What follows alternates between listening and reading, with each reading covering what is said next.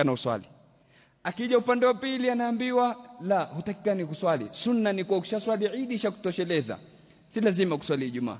Mwingine anashangazwa zaidi anapokwenda kuswali Juma akiona mlango wa msikiti umetiwa kufuli. Vipi Sheikh? Hakuna Juma. Taib, nisiswali Juma, je ni swali ya dhuhuri? Nifanye nini haswa?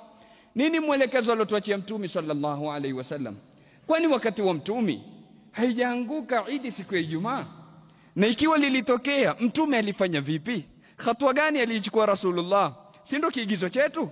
Laqad kana lakum fi rasulillahi uswatun hasana.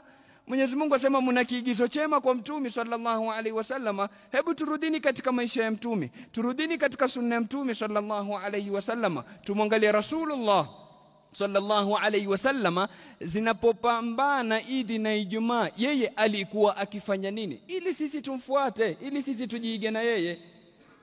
Ahibati fillah, anapokea al-Imam Muslim katika sahihi yake kutoka kwa An-Nu'man ibn Bashir.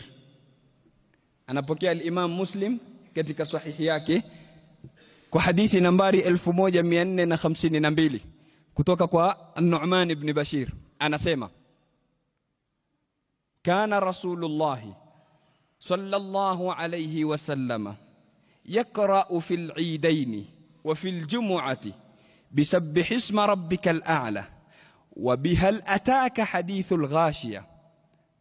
Mtume sallallahu alayhi wasallam alikuwa akisoma siku ya Eid mbili, Eidul Adha na Eidul Fitra. Alikuwa Mtume sallallahu alaihi wasallam akisoma katika siku zaidi, yani katika swala zaidi.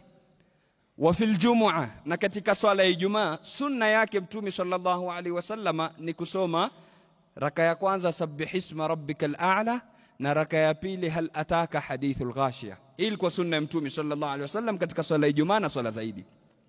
Akaendelea Nu'man ibn Bashir akisema wa idha jitama'a al-Eid waljumu'atu fi yawmin wahidin, zinapojumuika Eid na Ijumaa, pasikize kwa makini hapa, zinapojumuika Eid na Ijumaa katika siku moja, yani Eid ikawa ni siku moja, kukawa kuna Eid mbili, kuna swala ya Eid na swala ya Ijumaa. Mtume alikuwa akifanya nini? Asema wa idha jitama'a al-Eid waljumu'atu fi yawmin wahidin qara'a bihima aidan fi salataini. Mtume huzisoma sura mbili hizo hizo katika swala zote mbili.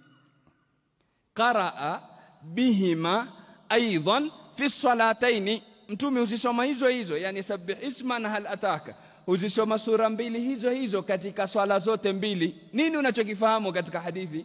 Ni kwa Mtume akiziswali zote mbili, akiswali swala ya Eid na akiswali swala ya Jumaa. Eid akisoma sabbih isma na hal ataka, na Jumaa akisoma sabbih isma na hal ataka. Na hadithi ni sahihi, na sio kwa iko kwa Imam Muslim peke yake, imepokewa na maulama wengi. Ameipokea Ibn Abi Shayba katika musannaf yake, al-Imam Ibn Abd al-Barr katika al-Mu'jam al-Kabir, al-Imam Ibn Abd al-Barr katika at-Tamhid, al-Imam at-Tabarani katika al-Mu'jam al-Kabir. Amepokea vile vile al-Imam at-Tahawi katika Mushkil al-Athar, amepokea al-Imam al-Humaydi, amepokea al-Imam at-Tayalisi. Wengi katika maulama na wengineo wasiokuwa na idadi wamepokea hadithi kama hii, lakini yatosha kuwa ipo katika Sahih Muslim.